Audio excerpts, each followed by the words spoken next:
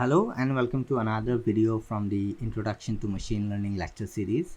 In this video, we are going to look at supervised learning. Then we'll look at the different problems that will come across in supervised learning.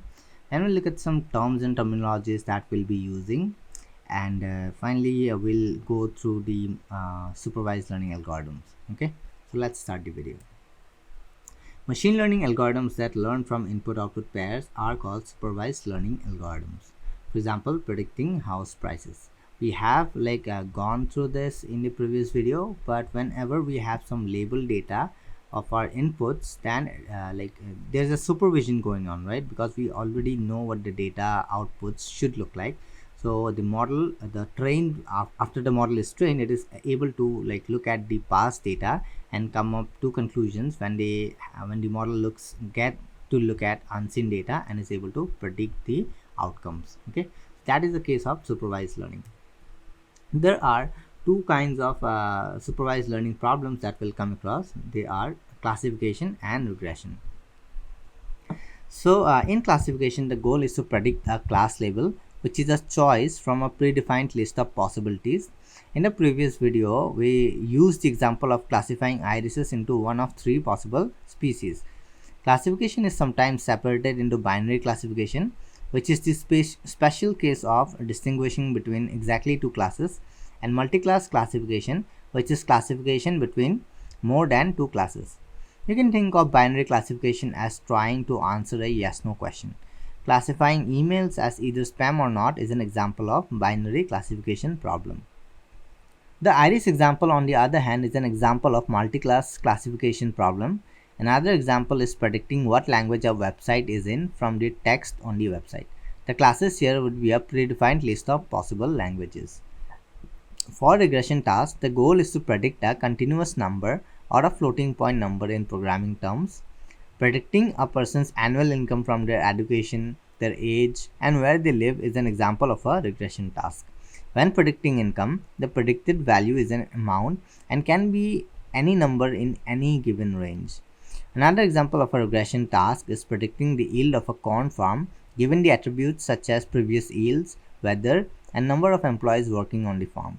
The yield again can be an arbitrary number.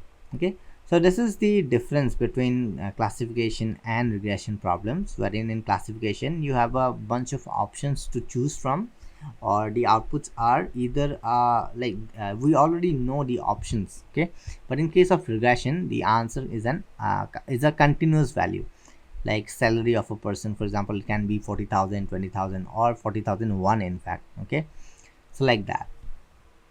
So example, in this slide we can see one example of regression is what will be the temperature tomorrow. So it is showing that it is 84 degree Fahrenheit, right? But in case of classification problem, the question would be, will it be hot or cold? So if we know the temperature, we will be able to distinguish between either if it is hot or is it cold. Okay, so these are the two kinds of problems that will be that we will encounter in supervised learning. Next, the concept that we'll look at is generalization. So if a model is able to make accurate predictions on unseen data, we say it is able to generalize from the training set to the test set. We want to build a model that is able to generalize as accurately as possible, right? So the next term that we'll look at is overfitting. So overfitting occurs when you fit a model too closely to the particularities of the training set and obtain a model that works well on the training set but is not able to generalize to new data. Okay, I hope you have understood this. And the final thing is underfitting. So choosing too simple a model is called underfitting, right? So an example of underfitting would be, suppose there's a data set with some columns, for example age, okay, then address where they live, then and if they have the number of children that they have. So suppose the idea is to the outcome or the target is to say whether someone owns a boat or not, right? Suppose the question is who are the kind of people who owns a boat, right? and suppose our data set has like a few columns, for example number of children, then age, okay, then if they own a house or not. So based on this, we finally conclude that if someone, if you know person will own a boat or not. So suppose our we have trained our model by saying, by just feeding the data that anybody who owns a house has a boat. So that will be an example of underfitting, because like we are using a very simple parameter to sort of come to the conclusion that if someone owns a boat or not, right? So this will be a case of underfitting. So next we have relation of model complexity to dataset size.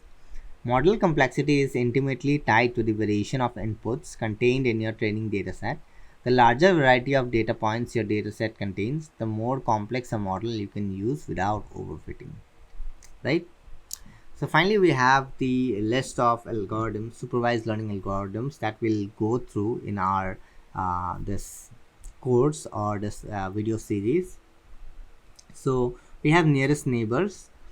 So it is used for small data set. It can be used as a baseline, and it is very easy to explain.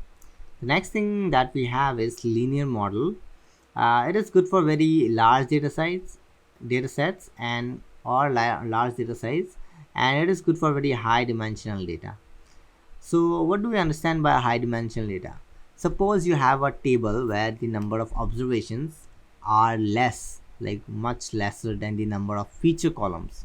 Okay, so then that will be a case of high dimensional data. So basically, in simple terms, if you have a table and if the number of columns is more than the number of rows, we can call it a high dimensional data. Next we have Naive Bayes.